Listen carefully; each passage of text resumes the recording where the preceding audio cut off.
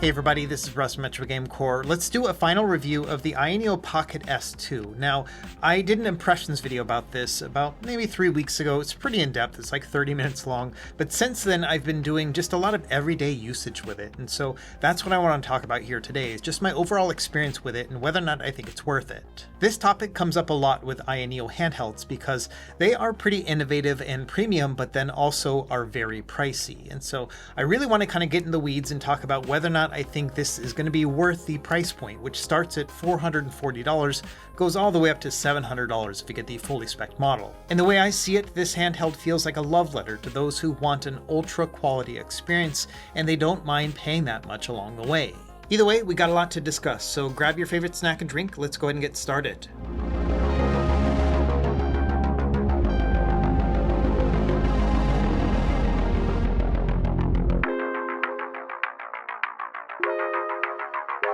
Now, it's been a few weeks since my impressions video, so let's do a quick crash course in what you can expect from this handheld.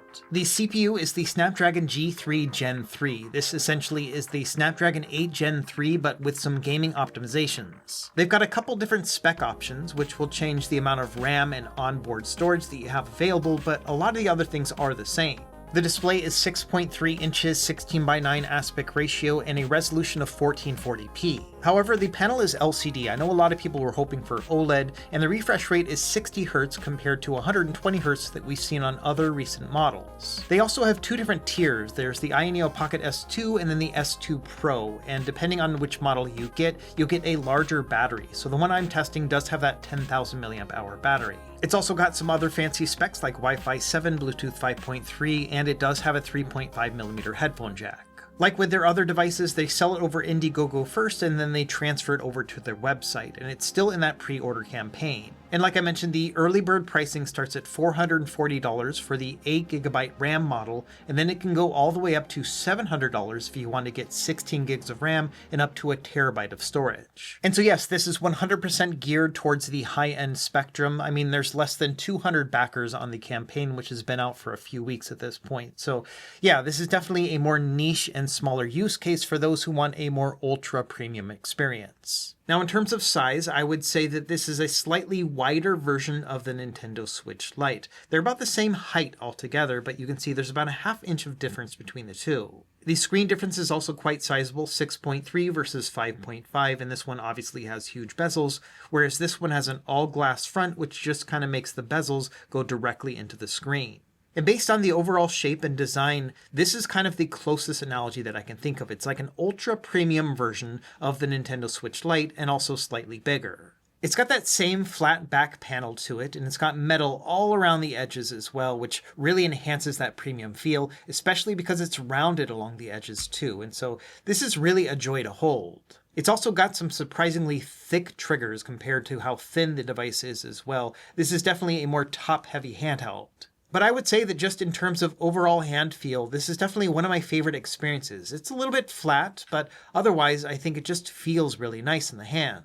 It also has a nice soft click D-pad that feels super precise and easy to press down on. It easily passes my typical D-pad tests like the Contra test and the Street Fighter test.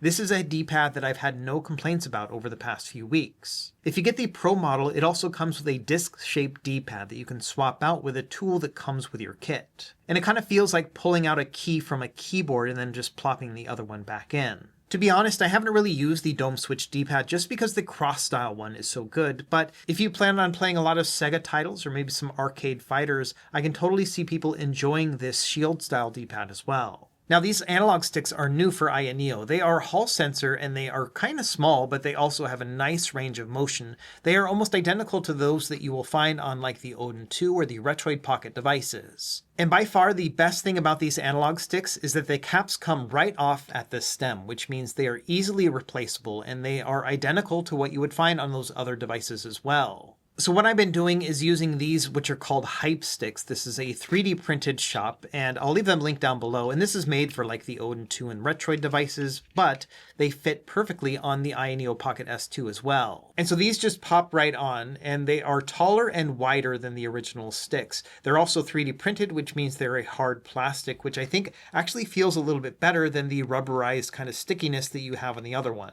And so this is how I've been using my device. One big left stick and then just the regular one on the right because it's more low profile, which makes it easier to reach the face buttons. And that's the beauty of the sticks that AYANEO chose to use, is that there's already a cottage industry of people making sticks like this, which will improve your gameplay experience. And so, yeah, I really like the fact that they've gone with something that's more universally compatible. Now, one of the concerns I had about this device were those flat ergonomics.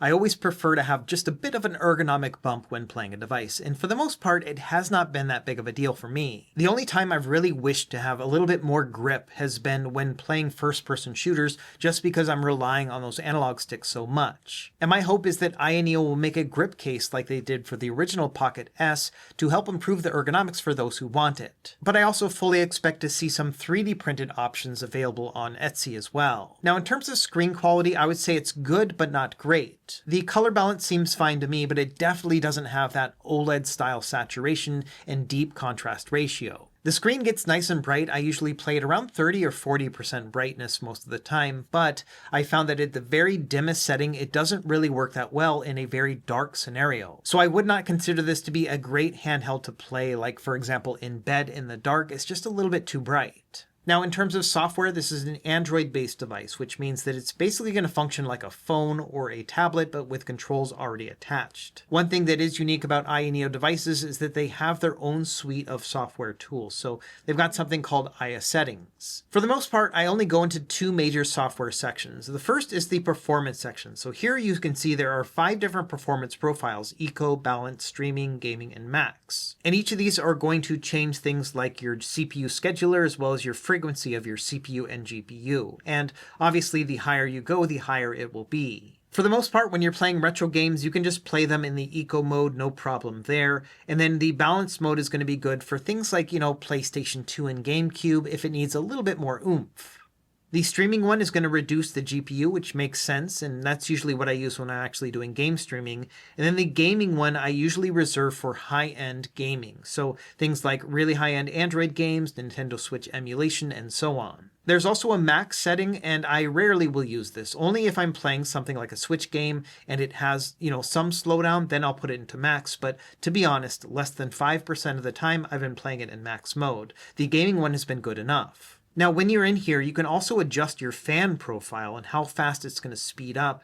And I found that, for example, with max mode, it goes into full speed, and I found that to be just way too much. It's kind of loud, and it also doesn't really give me a lot of cooling anyway compared to just the high setting. And so what I've been doing is just using the high setting for max and gaming, and it's been great. In fact, it's essentially inaudible. I can't hear it at all. And so that's one configuration I would recommend considering, is that if you are going to be playing in max mode, maybe set the fan down to high and see if that's going to be good enough. Another thing I found is that in eco mode, by default, the fan will be off, and it actually gets a little bit warm, even if you're playing a retro game. And so what I've done instead is I've set the fan to low, and that's the same as it is on the balance mode, and that's fine too. You can't hear anything, but it does keep the device a little bit cooler. I think it just kind of moves a little bit of air internally, and that's just enough. So if you do pick up this device, I would also recommend trying out the low fan setting and see if that works for you too. Another settings section I like to go to is the controller section. Here I can adjust things like the RGB lights. I have them off by default, but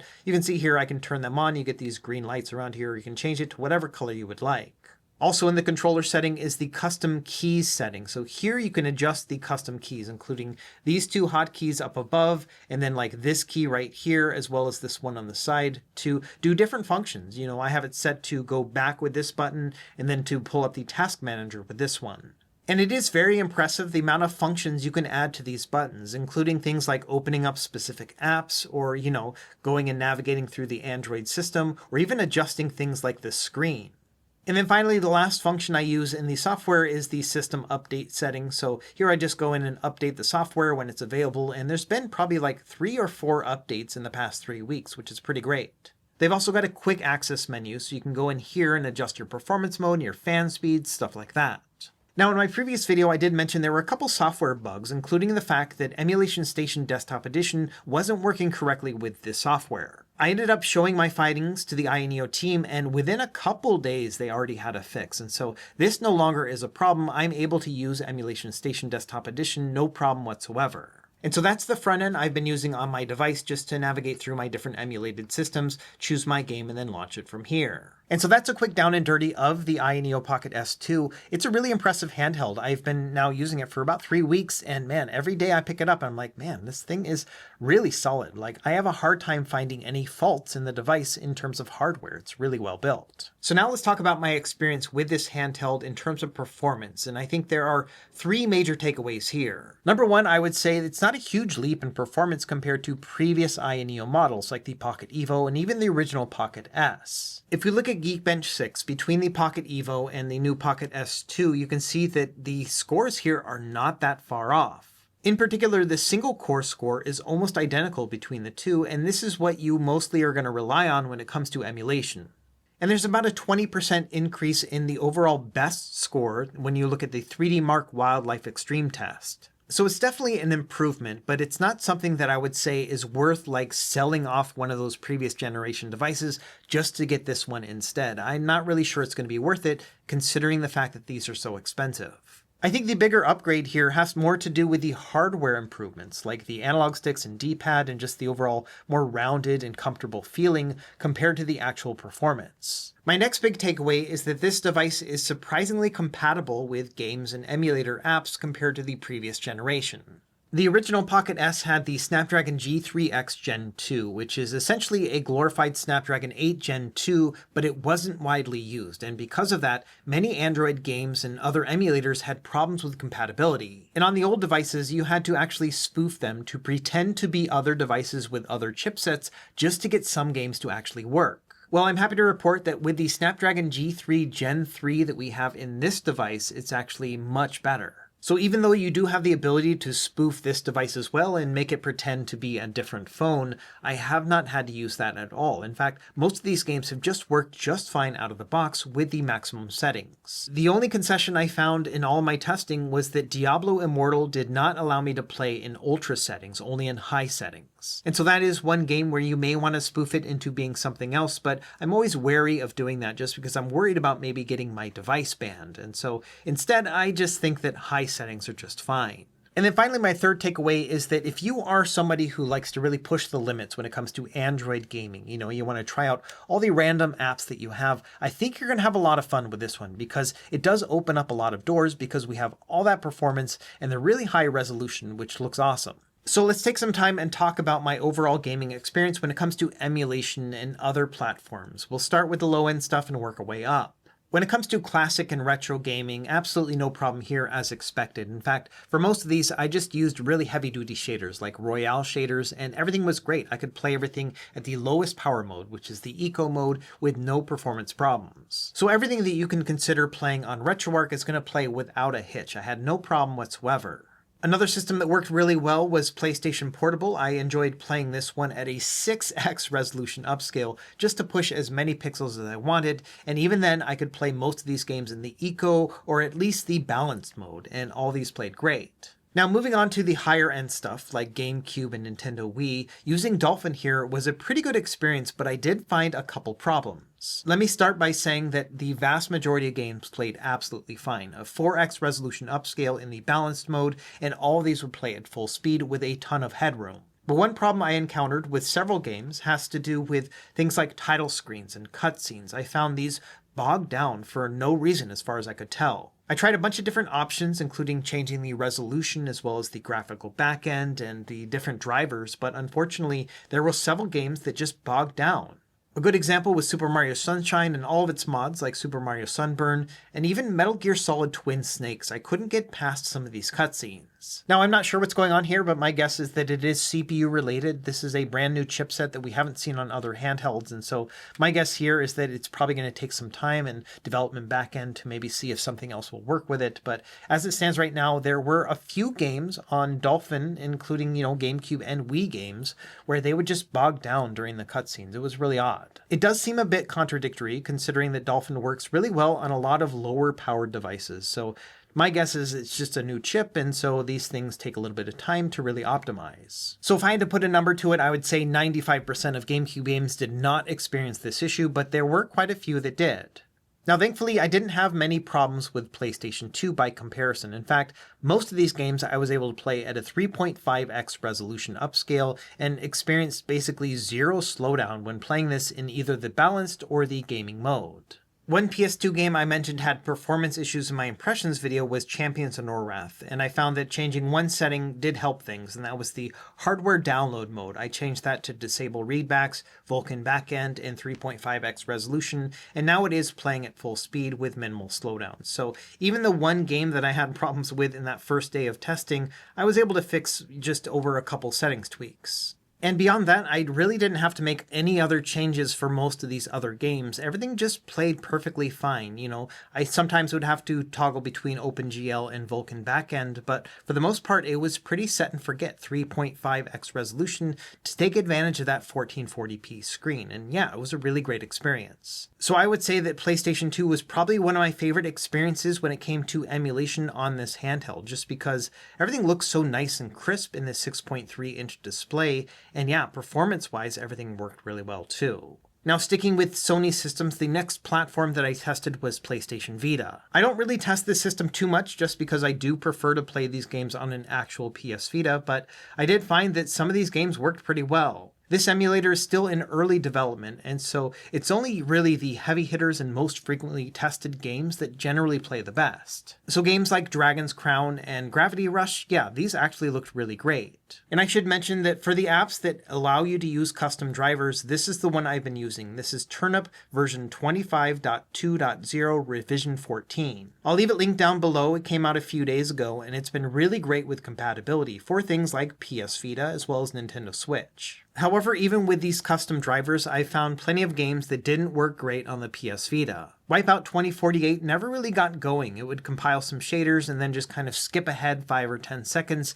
and just keep doing that, but I never got smooth gameplay. And other games like Uncharted Golden Abyss would actually freeze over time, and so you may still have to experiment with different drivers and different versions of Vita 3K, but for me personally, I think I'd still rather play on a PS Vita. Another app I tried out is RPCSX. This is a PlayStation 3 emulator that's also pretty early in its development, like the Vita emulator. And what I found here was pretty typical of the Android experience right now. Many lightweight and PSN titles will play just fine. You might get some graphical glitches, like with Daytona USA, but in general, these really lightweight games play pretty well. When it came to more heavyweight games, Dead or Alive 5 and Demon's Souls and Ridge Racer 7, all of these never really got past the loading screen. They would just crash or play to a black screen and I can only hear the audio. So there are definitely games that just do not play at full speed on the PlayStation 3 emulator. And for me, this feels less like a performance issue, but more like an emulator issue, and the fact that these are very early emulators, and so I think it's worth managing your expectations accordingly. I don't think you're going to be able to play a lot of AAA titles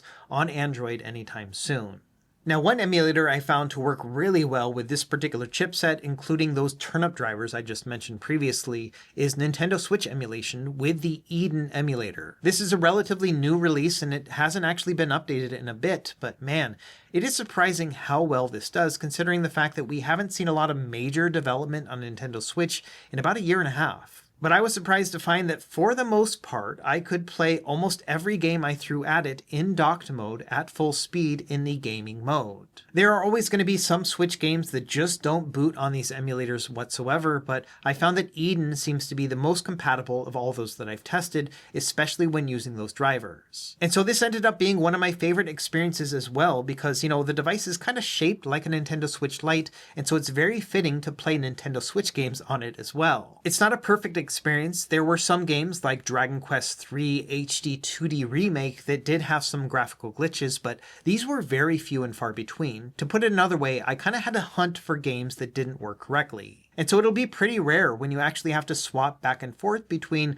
different forks of Yuzu or different turnip drivers. And I think that in general, you can probably just use Eden and the drivers that I mentioned earlier, and most of these games will play great. In the end, I would never recommend an Android device to be a Nintendo Switch replacement just because compatibility really isn't there, but this has probably been one of the more compatible devices I've ever used. One other thing I wanted to mention that I showed off in my impressions video is that streaming on this device is exceptionally good. By using a combination of Apollo and Artemis, I've gotten an average about 2.5 milliseconds latency, and that's when playing these games at 1440p resolution. And so if you've got a beefy PC that can handle 1440p gaming and you want to just locally stream to your handheld, then this is a really excellent fit right here. Now, due to the flatter ergonomics of this handheld, I didn't really enjoy playing FPS games, but everything else actually played really well. So if you're looking for like a couch-based handheld to kind of play your PC games on, this might be a really good option. And then finally, I also did test out Winlator. There was a recent update to this app, and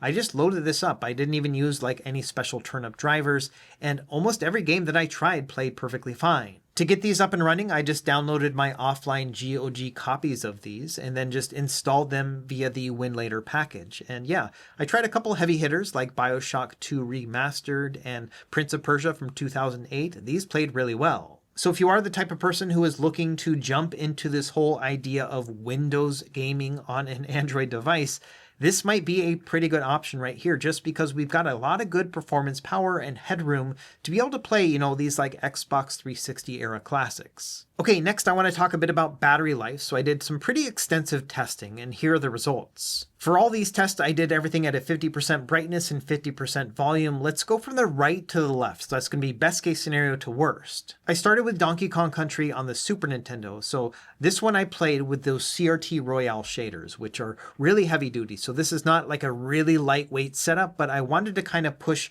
like the optimal way to play retro games. I was playing everything in eco mode, which is going to be the lowest power setting, and I got 11 hours and 7 minutes of gameplay, which is pretty great considering that CRT Royale shader is pretty heavyweight. Moving on from there, I stayed in the eco mode, but this time I played God of War Chains of Olympus on the PlayStation Portable at a 6x resolution to give me a 1440p experience, and this time I got 8 hours and 20 minutes of gameplay, which is really great. Bear in mind, I do have the Pro model of this device, which means I have a 10,000 milliamp hour battery. If you get one of the lower end models, it'll be an 8,000 milliamp hour battery, so you won't get these numbers, but something pretty close. Moving on to the middle of the road, this is going to be Metal Gear Solid 3 on the PS2. I ran this at a 3.5x resolution in the balanced mode, and I got 5.5 hours of gameplay. And again, bear in mind that playing a game at a 1440p or higher resolution is pushing a ton of pixels, so it's pretty impressive that we can get this amount of battery life on something like this. Now moving on to the harder to play stuff, next up is Donkey Kong Country Tropical Freeze, Nintendo Switch, using that Eden emulator with those turn-up drivers that I mentioned before. Now for this game, I did bump it up to gaming mode, which is what I used for the majority of my Switch titles, and I got 4 hours and 46 minutes of gameplay, which I think is still very good. And this is playing the game in docked mode, which means it's running at 1080p, so it's looking even better than it would playing natively on a Nintendo Switch. And then finally, my worst case scenario was not all that bad. I got 4.5 hours of gameplay when using Winlator to play Prince of Persia at 720p high settings and running it in max mode. This gave me a pretty smooth experience. I'd give it an average of about 57 frames per second, so not quite at 60, but still fast enough that it felt very smooth. And so in general, this is one of the benefits of having an Android-based device, is that you get some pretty good battery life, all things considered, even when pushing it to the max. If you wanted to go even more lightweight, for example, playing it at 30% brightness and maybe turning off those really heavy-duty shaders, you could probably play some retro games for upwards of 14 or 15 hours. One other thing worth noting is that, I went on travel with this device. I went to Philadelphia a few weeks ago, and those are some pretty long flights, and it was a long weekend there as well. And this was my main device that I brought with me, and I gotta say, it traveled really well. The battery life on this was great. I was able to, play on both of my flights with no problem whatsoever. I think I did a little bit of topping up the battery, but other than that, yeah, super good. And then also, it's relatively thin, and so it's nice to be able to slide in and out of your backpack when you want to grab it. And so this has been a really nice travel companion for me when it comes to just having a nice premium experience to play on the plane or just, when I'm traveling around. Okay, so putting this all together, let's talk about some of the things I liked and didn't like about the AYANEO Pocket S2. Number one is the fact that this thing is premium. I've said that word so many times between this video and my impressions video, but it's true. It has a nice metal banding around the sides of it and a glass front. It just feels ultra quality. I also think the controls on here are very good. They are a big improvement over the previous model, and I don't have any major complaints at all. I also appreciate that we have a high resolution screen. I thought that 1440p was going to be overkill for a 6.3-inch display, but it turns out that you can see that sharpness. It's a little bit hard to see between 1080p and 1440p, but yes, it's definitely there. I also really appreciate the fact that they changed out their analog sticks to be universally compatible, and so now you can use them with other 3D printed caps. It seems like a small thing, but it's one of the biggest improvements that AYANEO has done over the past couple years. We've also got a lot of power to work with here. Basically, anything that you can play on Android is going to work just fine here, including super high-end games, no problem whatsoever. And while the compatibility is not perfect, there were a couple bugs that I saw here and there, it is miles better than their previous generation devices. And so I really like the fact that for the most part, this is a pretty plug-and-play experience, even with things like Winlator. Now, of course, this device is not perfect, and I have two major complaints. Number one is the fact that, for a premium device with a premium price point, it is only 60 Hertz and an LCD panel. I think if you're really trying to appeal to that ultra high quality market, then most people are going to expect 120 Hertz refresh rate and OLED as their display technology. So this is the one thing of this very premium device that doesn't feel as premium as I would like. And then finally, it is a high price point, and it's a bit rich for my blood. I think that anything over $400 really has to be like revolutionary, and I don't know if the AYANEO Pocket S2 is quite there. Now, if you were to put all the disparate parts together of this device, this nice chipset, the good cooling, the very premium build quality, the glass front and everything, I can see this costing $440 and beyond. But I'm just not really sure how many people want to pay that much for a premium Android experience. It kind of reminds me of that quote from Jurassic Park where they say, the scientists were so preoccupied with whether or not they could do something, they never stopped to think whether or not they should do something. And it kind of feels like this, where somebody just kind of put together a wish list of all the things they'd want to see in a nice, sleek Android device, and this is what we got, but you're going to have to pay for it. In the end, I think there is no mistaking the fact that the AYANEO Pocket S2 is a premium device, and I think that those who buy it are going to be very happy with their purchase. I'm just not sure how many people are going to make that purchase in the first place due to that high price point. In other words, I don't really see this competing at the mid-tier level. Things like the Retroid Pocket 5 will probably still be much more popular handhelds because they're about half the price and still very good. So let me know what you think in the comments down below. When it comes to these retro handheld devices, do you consider yourself to be at that ultra premium tier, or maybe at that middle tier, or maybe at the budget tier? I think that each of them have their own merit, and if you are looking to be in that ultra tier, then this is definitely worth your consideration.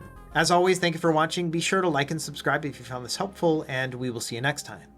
Happy gaming.